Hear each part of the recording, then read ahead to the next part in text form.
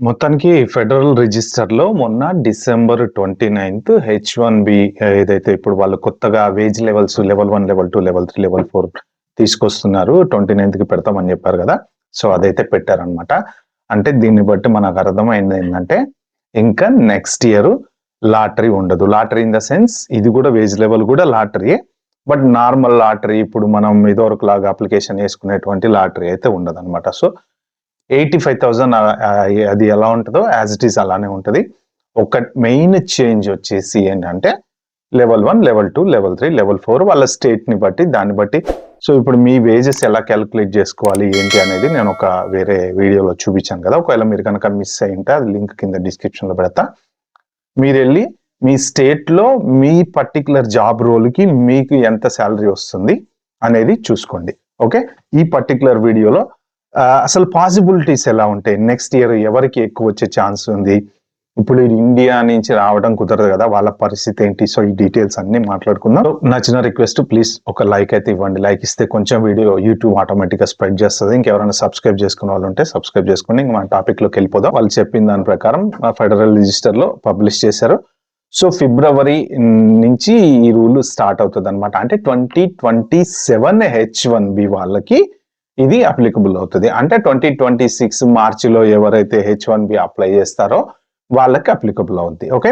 ప్రస్తుతానికి 100,000 రూల్ గురించి ఏంటి అంటే ఈ ప్రొక్లమేషన్ గురించి ఈ 100,000 ఇండియా నుంచి ఎవరెవరైతే అప్లై చేసుకుంటారో వాళ్ళకి కంపెనీస్ పే చేయాలి. సో, దాని మీద ఈ ఛాంబర్ ఆఫ్ కామర్స్ వాళ్ళు కోర్టుకెళ్లారు. కోర్టుకెళ్తే కోర్టు కూడా ట్రంప్‌కే సపోర్ట్ చేసింది. సో, అయితే ఇంకొక చిన్న గుడ్ న్యూస్ ఏంటంటే దాని మీద మళ్ళీ వీళ్ళు ఎప్పుడు మొన్న లోయర్ కోర్ట్ ఇచ్చినటువంటి స్టేట్మెంట్ ఇదేదైతే ఉందో ట్రంప్‌కి సపోర్ట్ చేసి దాని మీద మళ్ళీ కోర్టుకెళ్లారు వాళ్ళు. మీరు కొంచెం ఈ పిటిషన్ నెక్స్ట్ ఇయర్ హెచ్-1 స్టార్ట్ అయ్యేలోపు వినండి అని చెప్పి రిక్వెస్ట్ చేశారు.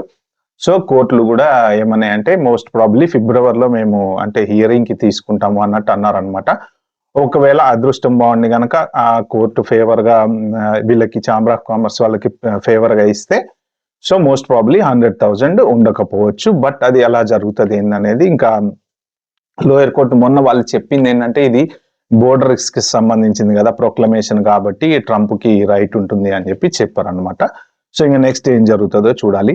అయితే ఇప్పుడు ఈ కొత్త లాటరీ విధానం ఏదైతే ఉందో లెవెల్ 1, 2, 3, 4 దీనివల్ల అడ్వాంటేజెస్ ఎక్కువగా ఉండటానికి ఛాన్స్ ఉంది. ఎవరికి జెన్యూన్‌గా సబ్జెక్ట్ ఉన్న వాళ్ళకి, స్కిల్ ఉన్న వాళ్ళకి తర్వాత ఇంకొకటి ఏంటంటే ఇప్పుడు ఎవరెవరైతే కన్సల్టెంట్లు జనరల్‌గా చాలా మంది అంటూ ఉంటారు కదా! నాకు చెప్పడమేమో $1,00,000 అని చెప్పారు గానీ ఇక్కడికి వచ్చిన తర్వాత 60,000 ఇస్తున్నారు, 50,000 ఇస్తున్నారు, 80,000 ఇస్తున్నారని. సో, అలాంటివి ఇంకా పాసిబిలిటీ ఉండదన్నమాట. మీకు సిస్టమ్‌ని చీట్ చేయడం అనేది అసలు మోర్ ఆర్ లెస్ ఇంకా సాధ్యం కాదు. ఎందుకంటే మొన్న నేను పెట్టినటువంటి వీడియోకి దగ్గర దగ్గర 10, 12 మంది కామెంట్ పెట్టారు. మీరు ఎన్నన్నా చెప్పండి సార్ మనోళ్ళు ఏదో ఒక లూప్ హోల్ ఎతుకుతానే ఉంటారని చెప్పారన్నమాట. బట్ ఆబ్వియస్లీ ఎతుకుతారు. దాంట్లో లూప్ హోల్స్ ఏమి ఎతుకుతారు? ఏముంది? ఏదో ఒకటి మనం వీసా అప్లై చేయాలి కాబట్టి హై సాలరీ పెట్టేసి అప్లై చేయండి. తర్వాత చూసుకుందాం అని చెప్పి అట్లా ఏమన్నా అప్లికేషన్స్ ఏస్తుండొచ్చేమో గానీ, ఇప్పుడు ఇక్కడ ఏంటంటే ఎవరైనా కంపెనీ గాని, కన్సల్టెంట్ గాని హెచ్-1 అప్లై చేయాలి అంటే ఫర్ ఎగ్జాంపుల్ ఒక సాఫ్ట్‌వేర్ డెవలపర్‌కి హెచ్-1బీ అప్లై చేయడానికి ఆ పర్టిక్యులర్ లొకేషన్‌లో 2,00,000 జీతం అని పెట్టి సింపుల్‌గా అప్లై చేయడం అనేది కాదు ఇక్కడ ఇంపార్టెంట్. ఏంటంటే అసలు 2,00,000కి ఈ పర్టిక్యులర్ పర్సన్‌కి టాలెంట్ ఉందా? ఈయన వర్తా కాదా? ఇతనికి ఎన్ని సంవత్సరాల ఎక్స్‌పీరియన్స్ ఉంది? ఇతని క్వాలిఫికేషన్ ఏంటి? క్వాలిఫికేషన్ జాబ్ రోల్‌కి మ్యాచ్ అవుతుందా? ప్రీవియస్‌గా ఇతను పనిచేసినటువంటి ఇవన్నీ ఏంటంటే ప్రూవ్ చేయాలన్నమాట. సింపుల్‌గా ఎల్‌సీఏ తీసుకొచ్చి నేను 2,00,000 ఇచ్చేస్తున్నా అని చెప్పేసేసి సాఫ్ట్‌వేర్ డెవలపర్ అని చెప్పేసి అప్లై చేయటం కాదు. ప్రీవియస్ ఎక్స్‌పీరియన్స్ కన్సిడర్ చేస్తారు. సో, ఇలాంటివన్నీ చూస్తారన్నమాట. అంటే ఎవరైనా సరే సిస్టమ్‌ని ఎంత చీట్ చేయాలనుకుంటారో వాళ్ళ దగ్గర కూడా అదే లెవెల్‌లో ఉన్నాయి.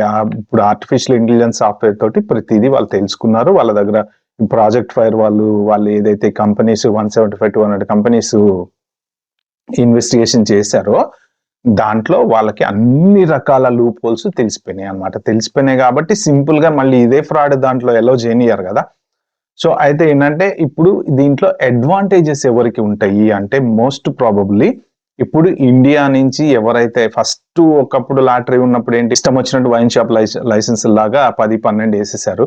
లాస్ట్ ఇయర్ వచ్చేసి అది కట్ చేశారు. కొంత అది కట్ చేయడం చాలా మంచిదైంది. ఎందుకంటే ఇక $250 కాబట్టి అందరూ ఒకటో రెండో అప్లికేషన్లు వేసుకున్నారు అనమాట. సో బట్ అట్లా కూడా ఏముంది, డబ్బులు ఒక $1000 పెట్టేస్తాం, 4 అప్లికేషన్లు వేసుకున్నట్టే కదా. సో ఇప్పుడు ఇంకా నెక్స్ట్ ఇయర్ ఏంటంటే ఇంక ఇండియా నుంచి త్రూ కన్సల్టెంట్ ద్వారా కానీ రావటానికి అయితే ఖచ్చితంగా ఛాన్స్ లేదు. ఎందుకంటే కన్సల్టెంట్ $1,00,000 కట్టి తెచ్చుకోడు కదండి. ఎవరైనా ఇప్పటి వరకు చేసింది ఏంటంటే కన్సల్టెంట్ ద్వారా అప్లై చేసుకోవటము, యుఎస్ రావటము, జాబ్ ఎత్తుకోవటము, వచ్చిన తర్వాత ఇంకా ఉంటే అతనితో ఉండటము, లేదంటే వేరే ఎంప్లాయర్ని ఎత్తుకొని మారిపోవడం. సో ఇంకా ఇండియా నుంచి వచ్చే వాళ్ళు కట్ అయిపోతారు. అప్పుడు ఏమవుతుంది అంటే ఈ 85,000 అప్లికేషన్స్ ఏమైతే ఉంటాయో అవన్నీ కూడా లోకల్లో ఉండేటువంటి వాళ్ళతోనే ఫిల్ అవుతాయి అనమాట. అంటే ఇప్పుడు లోకల్లో 85,000 అప్లికేషన్స్ కి హైయెస్ట్ శాలరీ ఇచ్చే వాళ్ళని ఇంకెవరిని పికప్ చేసుకుంటారు? ఆల్రెడీ H1 ఉన్న వాళ్ళు కొంతమంది ఉన్నారు. అదర్ దాన్ H1 లేని వాళ్ళు ఎవరైనా H4 వాళ్ళు ఏమైనా అప్లై చేసుకుంటే చేంజ్ ఆఫ్ స్టేటస్ పెట్టుకుంటారు కదా, చేసుకుంటే చేసుకోవాలి. సో ఇంకా వీళ్ళు కాక L1 వాళ్ళు ఏమైనా అప్లై చేసుకుంటే చేసుకోవాలి. వాళ్ళ పర్సెంటేజ్ కూడా మాక్సిమం తక్కువే ఉంటుంది. ఇంకా నెక్స్ట్ అడ్వాంటేజెస్ ఎవరికి వస్తాయి అంటే యాక్చువల్గా ఈ ఓపీటీ వాళ్ళకి కానీ, స్టెమ్ ఓపీటీ వాళ్ళకి కానీ, F1 స్టూడెంట్స్ డైరెక్ట్ గా యూనివర్సిటీ నుంచి బయటకు వచ్చిన వాళ్ళకి కానీ వీళ్ళకి లక్ అనమాట. కానీ ఇక్కడ వీళ్ళకి మరి అంత శాలరీస్ ఇచ్చి కంపెనీస్ అప్లై చేస్తాయా చేయవా?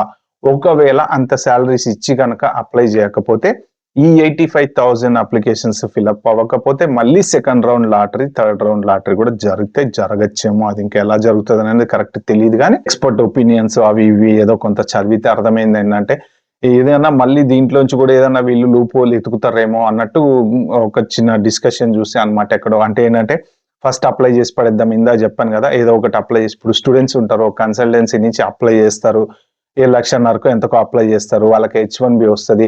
తర్వాత మీకు ఇచ్చిన H1B ఫ్రాడ్ అని తెలిసింది అనుకోండి, ఇది మీరు షార్ట్ కట్ లో తీసుకునేటువంటిది నెక్స్ట్ మీరు గ్రీన్ కార్డ్ వెళ్ళినప్పుడు, లేకపోతే ఫర్దర్ గా ఎక్స్టెన్షన్కి వెళ్ళినప్పుడు, లేకపోతే ఒకవేళ వాళ్ళు మీకు H1 అప్రూవ్ చేసిన తర్వాత అయినా సరే ఆ కంపెనీ మీద ఏదైనా ఇన్వెస్టిగేషన్ పడితేనో, లేదో వాళ్ళు గనక ఒకవేళ ఇది ఫ్రాడ్ గా ఇచ్చామని అనుకుంటేనో, సో ఎనీ టైం వాళ్ళకి రివోక్ చేసేటువంటి ఇది ఉంటుంది. ఎందుకు అంటే మిస్రిప్రజెంటేషన్ కిందకు వస్తుంది, మిస్రిప్రజెంటేషన్ ఆఫ్ ఫ్యాక్ట్స్ కిందకు వస్తుంది.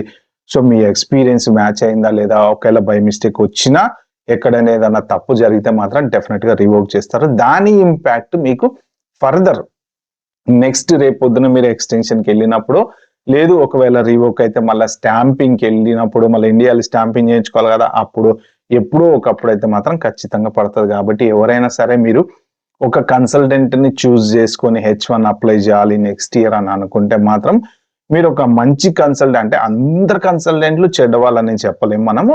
కాకపోతే ఏదో గేమ్ ప్లే చేసే వాళ్ళు ఒకళ్ళు ఇద్దరు ఏదో డబ్బుల కోసం చేసే వాళ్ళు ఉంటారు కదా, శాలరీ రన్ చేయకుండా ఉండేవాళ్ళు. లేకపోతే మొన్న ఒక అతను ఫోన్ చేశారు నాకు, ఆయనతో మాట్లాడా నేను, H1 ఎక్స్టెన్షన్ కి RFE పడితే 90 days దాకా వాళ్ళ కన్సల్టెంట్ రిప్లై ఇవ్వలేదంట. సో ఇలాంటి కేసులు 90 days దాకా రిప్లై ఇవ్వకపోవటం వల్ల ఏమైంది, ఆ H1 రిజెక్ట్ అయింది ఆబ్వియస్లీ.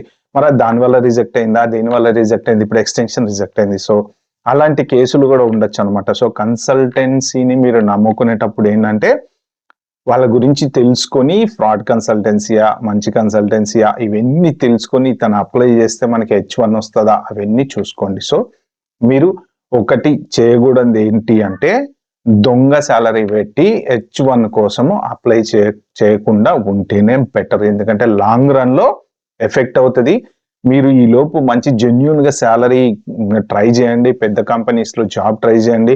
సో ఇప్పుడు ఈ లాటరీ సిస్టమ్ లో ఈ నెక్స్ట్ ఇయర్ వచ్చేటువంటి దాంట్లో నష్టపోయేది ఎవరయ్యా అంటే ఇప్పటిదాకా ఏదో ఒక రకంగా వీసా అప్లై చేసుకుని పేరోల్ రన్ చేసుకుంటా, పార్ట్ టైం జాబులు చేసుకుంటా, ఇప్పుడు ఈ H1 మీద ఇప్పుడు ఏదో ఒక యూనివర్సిటీ మీద వస్తాడండి వాడు, చదువుకోడు, ఏదో నడిపించేస్తాడు అయిపోతుంది, లాటరీలో H1 వేసుకుంటాడు, అక్కడ డిగ్రీ అక్కడ వదిలేస్తాడు అయిపోతుంది, ఈ H1 వేసుకుంటాడు, ఇక్కడ H1 లాటరీ వచ్చింది కానీ జాబ్ చేసే స్కిల్ లేదు, H1 ఉంటుంది, ఏం చేస్తుంటాడు, ఆ పెట్రోల్ బంకులోనో షాపుల్లోనో అక్కడో ఇక్కడో పని చేస్తూ ఉంటాడు. నడిచింది ఇన్ని రోజుల నుంచి అట్లా నడిచింది అనమాట. ఇక్కడ H1 కి ట్యాక్స్ కట్టుకుంటా మెయింటైన్ చేస్తూ ఉంటాడు. సో ఇలాంటి పాసిబిలిటీస్ అన్ని ఇంకా నుంచి తగ్గిపోతాయి. అండ్ ఇంకొక ద బిగ్ గుడ్ న్యూస్ ఏంటంటే యాక్చువల్ గా ఇప్పటి వరకు ఎవరెవరైతే మీకు హై శాలరీ చూపించి లో శాలరీ తీసుకుంటున్న వాళ్ళు ఎవరైతే ఉన్నారో మీకు స్కిల్ కి తగ్గ శాలరీ వస్తుందండి. అది మాత్రం 100% యాక్చువల్ గా మన వాళ్ళకే బెనిఫిట్ అవుతుంది. ఇప్పుడు యుఎస్ వాళ్ళు తీసుకొచ్చినటువంటి ఈ రూలు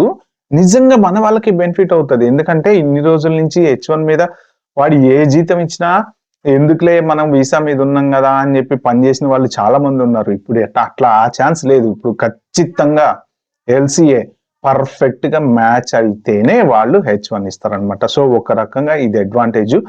అయితే ఇండియా నుంచి మరి రావాలనుకున్న వాళ్ళ పరిస్థితి ఏంటి, వాళ్ళకి ఏమైనా ఆప్షన్స్ ఉన్నాయా అంటే కొన్ని రకాల ఆప్షన్స్ ఉన్నాయి. వేరే కంపెనీస్ కూడా ఇంకొక డిఫరెంట్ థాట్స్ అనేవి వాళ్ళకి కూడా వస్తున్నాయి. అంటే ఇప్పుడు ఓన్లీ లోకల్లో ఉన్న వాళ్ళకే H1 కాకుండా కొంతమందిని ఇండియా నుంచి ఏమన్నా తీసుకొచ్చి H1 అప్లై చేయొచ్చా అని. సో ఇది ఇప్పుడు లెంగ్త్ పెరిగిపోతుంది. నేను దానికి నెక్స్ట్ ఒక వీడియోలో చేస్తా. మీరైతే ఆ వీడియో కోసం వెయిట్ చేయండి. బట్ స్టిల్ ఏదో ఒక ఛాన్స్ అయితే ఉంటుంది. సో ఆ వీసా గురించి నేను నెక్స్ట్ వీడియోలో ఎక్స్ప్లెయిన్ చేస్తాను. ఒక ఇది వీడియోలో చేద్దాం అనుకుంది. వీడియో మీకు నచ్చినట్టుంటే ప్లీజ్ అండి లైక్ చేసి subscribe my channel. Thank you.